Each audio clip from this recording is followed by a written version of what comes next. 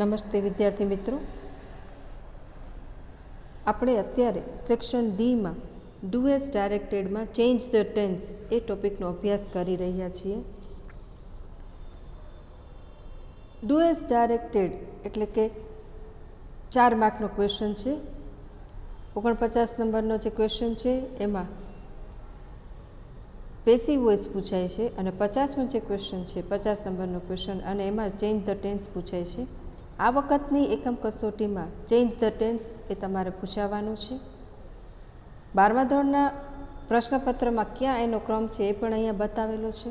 આપણે હમણાં જ ઇનડાયરેક્ટ સ્પીચનો અભ્યાસ કરેલો અને કમ્પ્લીટ ધ સેન્ટેન્સનો અભ્યાસ કરતા રહીએ છીએ જ્યારે જે ગ્રામરનો ટોપિક ભણતા હોય ત્યારે. તો આજે સેક્શન ડી અંતર્ગત ડુ એઝ ડાયરેક્ટેડમાં ચેન્જ ધ ટેન્સ એનો અભ્યાસ કરવાનો છે આપણે. ત્યારે તમને હવે બરાબર ખ્યાલ છે કે 49 નંબરનો ક્વેશ્ચન છે એ ચેન્જ ધ વોઇસ પૂછાશે અને ક્વેશ્ચન નંબર 50 છે એ ચેન્જ ધ ટેન્સ તરીકે પૂછાય છે. બોર્ડમાં આ રીતે પેરેગ્રાફ આપેલો હશે. તમને ખ્યાલ આવે છે કે તમને અહીંયા ક્વેશ્ચન પેપર બતાવ્યું છે કે જો 50 નંબરનો ક્વેશ્ચનમાં આવી રીતે પેરેગ્રાફ લખેલો હશે, તમને સ્ટાર્ટ લાઈક ધીસ એવી રીતે નીચે આપેલું હશે અને નીચે આપેલું છે કે તમારે આવી રીતે શરૂઆત કરવાની હશે. એ એવી રીતે નહીં કે પૂર્ણ ભૂતકાળને પૂર્ણ વર્તમાન કાળમાં ફેરવું, પણ તમે જુઓ રેડ સ્કેચ પેનથી અંડરલાઇન કરેલી છે અહીંયા કે હેડ જોઈન્ટ આપેલું છે એનું હેઝ જોઈન્ટ કરેલું છે, એટલે કે પૂર્ણ ભૂતકાળ આપેલો છે અને પૂર્ણ વર્તમાન કાળમાં ફેરવવાનો છે. હવે આન્સર લખતી વખતે ખાસ યાદ રાખવાનું છે કે આપણે સુધારેલો પેરેગ્રાફ લખવાનો છે, ક્વેશ્ચન પેપરમાં આપેલો પેરેગ્રાફ લખવાનો નથી. બીજું, ટૂંકા જવાબ પણ ખાલી લખી નાખવા નથી કે હેડ જોઈન્ટ લખ્યું એની સામે હેઝ જોઈન્ટ કર્યું તો પણ તમને પૂરા માર્ક્સ મળશે નહીં. આન્સર સાચો હશે તો પણ સુધારેલો આખો પેરેગ્રાફ તમારે આન્સરમાં સાચો લખવાનો રહે છે. Mr. Shah had joined the company for long. He had been working sincerely, so he might get promotion within 6 months. March 2020ના પેપરમાં પૂછાયેલું છે. ક્વેશ્ચન પેપર તમને હમણાં ઉપર બતાવ્યું જ છે. Start like this, mister Shah has joined the company. તો હેડ joint છે એ પૂર્ણ ભૂતકાળ છે એ લખીને બતાવ્યું છે અને આપણે એને પૂર્ણ વર્તમાન કાળમાં ફેરવવાનું છે. એટલે કે એમ પણ યાદ રાખી શકાય કે પૂર્ણ અથવા તો ભૂતકાળ આપેલું છે અને એને વર્તમાન કાળમાં જ્યારે જે જરૂર પડે એ કરતું જવાનું છે. તો હેડ જોઈન્ટનું અહીંયા બતાવેલું છે has joint. Mister Shah has joined the company for long. He had been working sincerely, ચાલુ પૂર્ણ ભૂતકાળ, તો આપણે ચાલુ પૂર્ણ વર્તમાન કાળ બતાવવાનો છે. He has been working sincerely. So he might get promotion within 6 months. Might, મેનું ભૂતકાળનું રૂપ માઇટ કરેલું છે તો આપણે વર્તમાન કાળમાં શું લેવાનું છે? મે કરવાનું છે. સો હી મે ગેટ પ્રમોશન વિધિન 6 months. તો આ રીતે જે આન્સર લખેલો છે એ રીતે આન્સર લખવાનો છે. ઉપરનો પેરેગ્રાફ તમારે લખવાનો રહેતો નથી, પણ આન્સરવાળો આખો પેરેગ્રાફ લખો તો જ તમને પૂરા માર્ક 2 મળે છે. એમાં પણ તમે જુઓ હેડ જોઈન્ટનું હેઝ જોઈન્ટ એણે આપી દીધેલું છે એટલે આપણને માર્ક મળશે હેઝ બીનના અને મેના, પણ આખો પેરેગ્રાફ લખવો કમ્પલસરી છે. આ રીતે પૂછાય છે. એટલે કે ભૂતકાળ આપેલો હોય તો વર્તમાન કાળમાં ફેરવવાનું કીધું છે. હવે અહીંયા જોઈએ આ પેરેગ્રાફમાં, Sumitra opens a savings account in Canara bank. She deposits ₹10,000 every month. She never withdraws money from her savings account. March 2019માં પેરેગ્રાફ પૂછાયેલો છે. ઓપન્સ, સુમિત્રા ત્રીજો પુરુષ એકવચન છે. ક્રિયાપદને એસ કે ઈએસ પ્રત્યય લાગે, ઓપનને એસ લગાડેલો છે એટલે ખ્યાલ આવ્યો કે વર્તમાન કાળ આપેલો છે અને સાદો વર્તમાન કાળ આપેલો છે. ત્રણેય ક્રિયાપદ શોધી લીધા, ઓપન્સ, ડિપોઝિટ્સ અને વિથડ્રોઝ.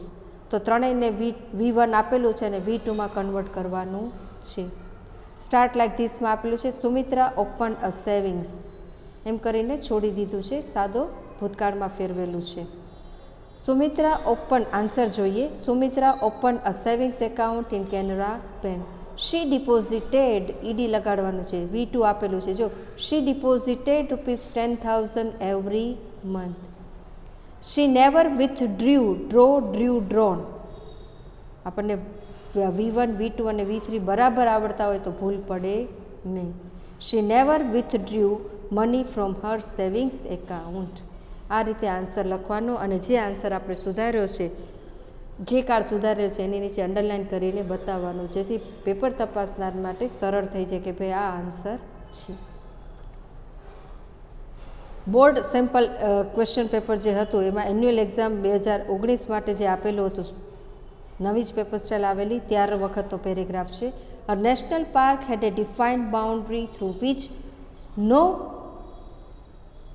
person could get into without permission. The visitors could observe the park, a vehicle which routed through defined trails. Trails એટલે path. Start like this, a national park has. ભૂતકાળ આપેલો છે અને વર્તમાન કાળમાં ફેરવતું જવાનું છે.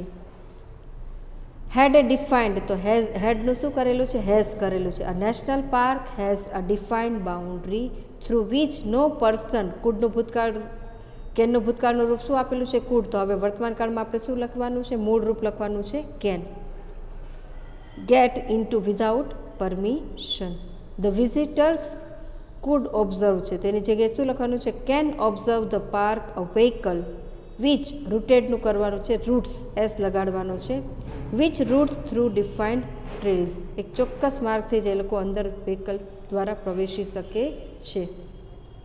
તો આ રીતે હમણાં જ તમારે એકમ કસોટી છે સોમવારે, એમાં બંને ધોરણ 11 અને 12 બંને માટે આ ચેન્જ ધ ટેન્સ પૂછવાનું છે. આન્સર આવી રીતે લખશો તો જ માર્ક મળશે. સીધા આન્સર, માત્ર એકલા આન્સર લખશો તો ચાલશે નહીં. આખો પેરેગ્રાફ સુધારીને સાચા આન્સરવાળો લખવાનો રહેશે.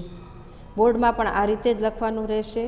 આ પહેલાં પણ ટોટલ તમને અત્યાર સુધીમાં ચેન્જ ધ ટેન્સમાં 20 પેરેગ્રાફની પ્રેક્ટિસ કરાવેલી છે. અને ધોરણ 11 માટે ખાસ કહેવાનું કે તમને બધું જે 12માનું ગ્રામર કરાવવામાં આવે છે, ધોરણ 11 અને 12નું ગ્રામર જુદું નથી.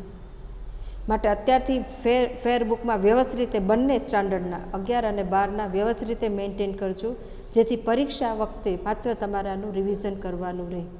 20 પેરેગ્રાફની પ્રેક્ટિસ ઇનફ પ્રેક્ટિસ કહેવાય. શક્ય હોય તો આપણે અઠવાડિયે 1 વખત અથવા તો 2 વખત આ વાંચી જવું જોઈએ. જેને ટેન્સ સરસ રીતે ચાર્ટમાં પેરેગ્રાફ ભણેલા હોય વ્યવસ્થિત રીતે, તો પછી જરાય વાંધો આવશે નહીં.